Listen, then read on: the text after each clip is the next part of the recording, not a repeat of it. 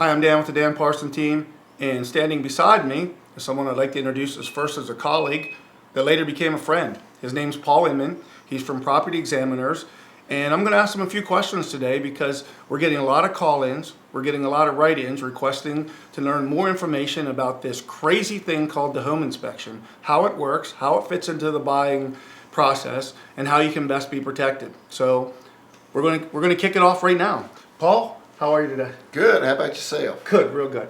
Paul, one of the reasons we use you is, number one, I got to tell you, is your knowledge, but secondly, your personality.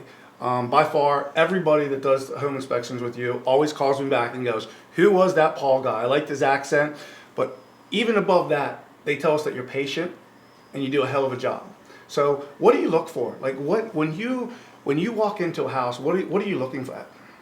First thing I do when I start an inspection, I ask the prospective buyer what concerns do they have. Is there anything that bothers them about the property? And then we key on to that during the inspection. Of course, the main thing to me is safety. Are there smoke detectors? Are there carbon monoxide detectors? Are there ground fault interrupters? Those type of things that could potentially kill somebody. Next thing we're looking at is some other safety things. Looking at a panel box, an electrical panel box. I've taken covers off an electrical panel box where it had probably about an inch of standing water at the bottom of the box. Wow. All the connectors were rusted and corroded, and I turned the electric off on 2 different places. Called the realtor up and says, I will not keep this electricity on because of a fire hazard. Wow. If you had to rank one of the most expensive repairs that a homeowner can go through, like first, second, and third, what would be like the number one thing that, hey, if you miss this, the homeowner is going to be paying out of their pocket? What would the number one thing be? Would it be a roof, a foundation? Normally, if everything is structurally sound, there's 3 things that I look at and tell the buyer that they could potentially turn around and bite them in the butt. The most expensive thing is normally the roof. Okay. So we want to look at the roof. I get up on the roof, look at it, try to determine A, how old it is, B, how much longer you got left. Then we're looking at the furnace and the air conditioning compressor. Everything's got a lifespan. Nothing lasts forever. So I'm trying to convey to the buyer how much time do they potentially have left on their heating and cooling units.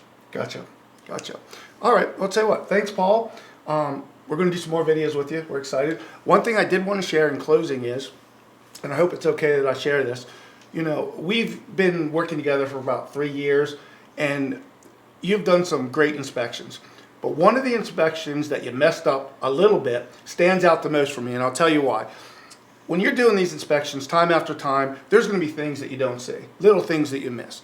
And what really has sold me on Paul is about 1.5 years ago, he missed a small, very small piece of rotting wood in a deck that 9 out of 10, maybe 10 out of 10 inspectors would have missed. How Paul handled that was amazing. As soon as I called him up, he had a crew out there, he fixed it, the customer was ecstatic, and from that day on, it told me about who Paul Inman is. I recommend this guy at the very top of my list. He's here today. In fact, it's a family member here today, so that should tell you how strongly I feel about Paul. Paul, thank you, and we look forward to some more business, and we look forward to doing some more videos. Thank you, sir. Yep.